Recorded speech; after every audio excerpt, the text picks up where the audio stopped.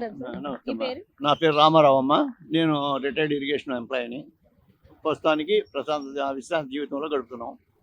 Daily మేము 4 kilometres walking చేసుకుంటాం అమ్మ. ఎందుకంటే ఆరోగ్య రీత్యా మాకున్న సమస్యలను నివృత్తి చేసుకోవడానికి కానీ, మా సమస్యలను నివృత్తి చేసుకోవడానికి కానీ ఏ రకమైన ఇబ్బందులు లేకుండా ఉండటం కోసం ఆ వాకింగ్ అనేది ముఖ్యంగా పెట్టుకుని, ఆ తర్వాత ఒక 20 నిమిషాలు ఇక్కడ అందరం గ్యాదర్ అయ్యి పిచ్చాపట్టి ఒక అరగంట సరదాగా మాట్లాడుకుని ఒక అరకప్పు కాఫీ తాగేసి వెళ్ళిపోతామమ్మా. దాంతో ఏమవుతుందంటే ఎవరికి కూడా ఏ రకమైన టెన్షన్స్ లేవు. ఫస్ట్ ఒకవేళ ఏదన్నా ఒక 2 రోజులు వీళ్ళని కలవకపోయినా కూడా మాకు ఒక రకమైన అసంతృప్తి ఉంటుంది. స్నేహితులను వాళ్ళు కలవలేకపోతున్నాం. ఎందుకంటే అది ఎక్కడ వచ్చిందంటే ఈ పరిణామం నలుగురం కూర్చున్నప్పుడు ఉన్న ఆహ్లాదం తర్వాత కనపడదమ్మా. అందుకు నడక అనేది కూడా చాలా అవసరం. నడకతో పాటు స్నేహితులను వదులుకోకూడదు. స్నేహితులది ముఖ్యం అమ్మ. ఆ తర్వాతకి రెండోది ఇందాక మనం టెక్నాలజీ జోలికి వెళ్ళాం. టెక్నాలజీ జోలికి వచ్చేప్పటికి తల్లిదండ్రులు చాలా మారాలమ్మా. అవసరాన్ని బట్టి వాళ్ళకి కావాల్సిన సదుపాయాలు ఇవ్వచ్చు, తప్పలేదు. ఇవాళ చూస్తున్నాం స్కూటర్లో 12 సంవత్సరాలు 11 సంవత్సరాల వాళ్ళకి బళ్ళు ఇస్తున్నారు. వాళ్ళు ఎక్కడో యాక్సిడెంట్ చేస్తున్నారు. తర్వాత అయ్యో మా అబ్బాయి అయిపోయాడు అనుకుంటున్నారు. అది తప్పు ఎవరిది? ఈడెళ్ళి అవతలాన్ని కొడుతున్నాడు. ఆడు పాపం నడక చేసుకుంటూ వెళ్ళినాడు, ఆడు వస్తున్నాడు. పాపం ఎవరిది? అందుకు ఏంటంటే మనం కూడా అచ్చంగా డిపార్ట్మెంటే చేయాలి, ఏదో చేయాలనే కన్నా మన తల్లిదండ్రులు కూడా మన బాధ్యతగా కూడా చూసుకోవాల్సిన అవసరం ఉందమ్మా. ఇది మేము చెప్పేదాంట్లో ఫస్ట్ ఇది. ఇక పొలిటికల్కి వచ్చేప్పటికి పొలిటికల్ ఇదివరకు పాత విషయాలు మనకు తెలిసినవి అందరికీ. దాని గురించి మనం ఎక్కువసేపు మాట్లాడుకోవద్దు. ఇవాళ చంద్రబాబు నాయుడు గారు ఆయన ప్రయత్నం ఆయన చేస్తూ చాలా సక్సెస్ఫుల్గా వెళ్తానికి ప్రయత్నం చేస్తున్నాడు. అంటే కక్ష సాధిస్తున్నాడా లేదానికన్నా కక్ష కన్నా కూడా ఆధారాలు ఉన్న వాళ్ళ మీదే మనం యాక్షన్ తీసుకుందాం. ఆధారాలు లేకపోతే దాని జోలికి వెళ్ళొద్దు అనేది దీంతో ఆయన చాలా ప్రశాంతంగా ప్రాజెక్ట్స్ ఏం తేవాలి, ఏ రకమైన డెవలప్మెంట్ చేయాలి, ఏ రకంగా చేస్తే ఎట్టా ఉంటుంది అంతవరకు ఆలోచించే మనిషి. కాబట్టి మన అందరం కూడా ఆయన్ని ఒక రకంగా ఈ వయసులో కూడా ఆ రకంగా ఉన్నాడు కాబట్టి ఆయనకి మనం ఎప్పుడు రుణపడి ఉంటాం ఆ విషయంలో.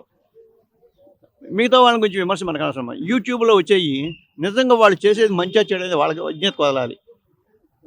నిజంగా మనుషులు అయితే ఫ్యామిలీస్ జోలికి వెళ్ళరు. ఫ్యామిలీ జోలికి వెళ్తున్నారంటే ఏంటి?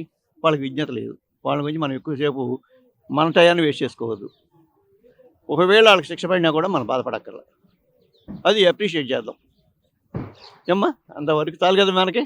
ఇంకెక్కువ ఇందాక అన్నట్టుగా మీరు చక్కగా స్నేహితులతో కలుస్తూ ఉండే వాళ్ళని ఒక రోజు కలవకపోతే అసంతృప్తిగా ఉంటది అంటున్నారు కదా. ఇప్పుడున్న పిల్లల్ని చూస్తే ఇంటికి ఎవరైనా వచ్చినా కూడా ఆ ఫోన్లు పట్టుకొని ఉంటున్నారు తప్పితే పలకరించిన కూడా ఉండట్లేదు. మనం మన రిలేషన్స్ గురించి ఎవరు చెప్పట్లా.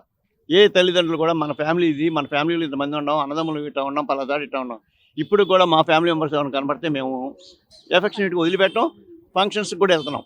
ఇవాళ కూడా ఓపుకున్నా లేకపోయినా మా దీన్ని బట్టి మేము చూసుకుంటాం. అంటే ఇవాళ ఏ పిల్లడికి పక్కనాడు ఎవడో తెలుస్తుందా? వాళ్ళ బాబాయ్ తెలుసా? వాళ్ళ బాబాయ్ కొడుకులు తెలుసా? ఆ పరిస్థితి ఇంటికి వెళ్తుంది, ఎక్కడ వెళ్తుంది?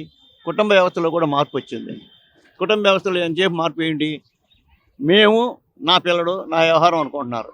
ఆ పిల్లల్ని ఎడదయారు చేస్తారో వాళ్ళకి తెలియదు. ఆ పిల్లల్ని అంటే అందరినీ నేను అంటలా, దీంట్లో ఒక 50% ఆ రేంజ్లో ఉండాలమ్మా. వాళ్ళు కూడా మారి మన పిల్లల్ని మనం అంటే కావాల్సినవి ఇవ్వండి, కానీ ఎంతవరకు ఇవ్వాలి? మన పరిమితి ఏంటి? కాదు నాకు ఇవాళ బండి కావాలంటే, నేను మొన్న రీసెంట్గా ఒక పాపను చూసా, బండి ఇవ్వలేదని ఇంట్లో ఫ్యామిలీ మీద అలిగింది. చచ్చినట్టు ఇచ్చారు బండి. ఆ పిల్ల ఎటు వెళ్తాం మళ్ళీ కంగారు. అంటే ఏంటి ఎక్కడ ఉంది అది లోపం? అమ్మ ఈ వయసులో ఇప్పుడు మేము ఉన్నాం, మా పిల్లలకి డిగ్రీ అయిపోయి వాళ్ళు జాబ్లో చేరే వరకు మేమేం కొనివ్వలేదమ్మా. ఈవెన్ బండి కూడా ఇవ్వలేదు. అయితే సిటీ బస్కి వెళ్ళారు, లేదా సైకిల్ తీసుకెళ్ళారు. అంతేగాని ఇవాళ ఏంటంటే నేను చెప్పింది మేము బాగా పెంచుతున్నామని అనుకుంటున్నారు వాళ్ళు. దానికి కారణం ఏంటంటే వాళ్ళకి వచ్చే ఫైనాన్షియల్ కమిట్మెంట్స్ అట్లా ఉండేవి. వాళ్ళ ఇదివరకు మేము ఉద్యోగం చేసేది 400 రూపాయల జీతంతో చేసామమ్మా. ఇవాళ అదే స్టార్టింగ్ 60,000 50,000 డిఫరెన్స్. దాంతో ఏంటంటే మేము మా పిల్లలకు బాగా చేయగలం, మేము వాళ్ళు మా అనే భావం వచ్చేసి అక్కడ తయారు చేసుకుంటున్నారమ్మా. ఆ వ్యవస్థ మారాలి. అది మారితే అందరూ సంఘం బాగుంటుంది. మీరు అన్నట్టు పిల్లలకు కూడా ఎవరు ఏమిటని తెలుస్తుంది, అది ప్రయత్నం చేసుకుంటారు. ఇప్పుడు ఏంటంటే మాకు చదువుకుంటున్నాం బ్రహ్మాండం, మాకేంటి మాకు తెలిసినట్టు మా పేరెంట్స్ తెలియదని అనుకునేవాళ్ళు కూడా చాలామంది పిల్లలు ఉన్నారమ్మా ఇవాళ. దానివల్లే వ్యవస్థ కొద్దిగా ఇబ్బంది పడుతుంది. దాన్ని మార్చాలి మనం. దానికి ఎట్లా మార్చాలో ఆలోచించుకోండి. ఇవాళ నేను విన్నాను లోకేష్ గారు స్పీచ్ చక్కగా, అసలు ఉపాధ్యాయుల గురించి ఎంత చక్కగా మాట్లాడంటే వాళ్ళకి కొన్ని విషయాలు పాతయన్ని జ్ఞప్తికి చేసుకుంటూ పిల్లలకి ఏ రకంగా మనం చేద్దాము ఏమిటి అనేది దీని మీద చాలా చక్కగా మాట్లాడాడు. ఇవాళ చూసి అదే అనుకున్నాను, ఇంత నాలెడ్జ్ ఎక్కడి నుంచి ఆయన ఇది చేసుకోగలిగాడు అని. చాలా చక్కగా మాట్లాడాడమ్మా. ఇప్పుడు అదే విధంగా చిన్న వయసులోనే చాలా మంది పిల్లలు చెడు వ్యసనాలకి బానిసలు అవుతున్నారు. సో దానివల్ల హెల్త్ ప్రాబ్లమ్స్ వచ్చేస్తున్నాయి. ఇప్పుడు ఎక్కువ సంవత్సరాలు కూడా బతకట్లేదు. ఇప్పుడు 25 ఏళ్ళకే హార్ట్ స్ట్రోక్ అంటున్నారు, ఆస్తమా అంటున్నారు. ఫాస్ట్ ఫుడ్స్ ఇవన్నీ వస్తాం వల్లమ్మా ఫాస్ట్ ఫుడ్స్ తినేసి వీళ్ళు దానివల్ల సగం క్యాన్సర్స్ కానీ లేదా అనేక రకాల డిసీజులు వచ్చే కారణం అదమ్మా. కొద్దిగా వాటిని కూడా తగ్గించుకునేటట్టుగా మనం చూసుకోవాలి, తప్పదు. అంటే చెడు వ్యసనాలు వాళ్ళ అలవడడానికి కారణం ఏంటంటే ఇప్పుడు స్కూల్లో కాలేజెస్ లో అక్కడ పిల్లల్ని చూసి నేర్చుకుంటున్నారు, వేరే వేరే తోటి పిల్లల్ని తోటి విద్యార్థుల్ని చూసి నేర్చుకుంటున్నారా, లేకపోతే అదే చెడు అంటే చెడు తొందరగా అలవాటు అయింది అంటున్నారు కదా. సో చెడు తీసుకున్నట్టుగా మంచి తీసుకోలేకపోతున్నారు కదా పిల్లలు. సో ఇప్పుడు స్కూల్ పిల్లలు కూడా అటు బండ్లు తోలేస్తున్నారు, లైసెన్స్ ఉన్నా లేకపోయినా వెహికల్ స్పీడ్ గా వెళ్తున్నారు రోడ్ల మీద. అదే విధంగా సిగరెట్లు తాగుతున్నారు, మందులు తాగుతున్నారు. అసలు దీనికి ఫుల్ స్టాప్ అనేది ఎక్కడ ఉంటుంది? స్టాప్ అనేదమ్మా అంటే గవర్నమెంట్ పరంగా కొంత ఉందమ్మా.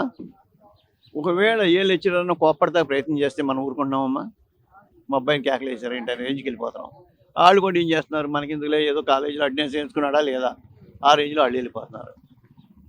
మెయిన్ మనం చేసుకోవాల్సింది మన పేరెంట్స్ వేనమ్మా. మన పిల్లడు ఎట్లా ఉన్నాడు, ఏం చేస్తున్నాడు, ఏమిటి, ఈ ఏ రేంజ్లో మనం మార్చుకోవాలి అనేది చూసుకోవాలి. 70% పేరెంట్ బాధ్యత అమ్మ.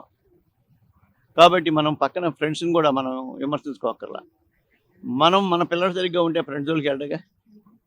కాబట్టి మన ఫ్యామిలీని మనం సెట్ చేసుకుంటే అన్నీ సెట్ అవుతాయమ్మా. అది ఓకేమ్మా, థ్యాంక్ యూ.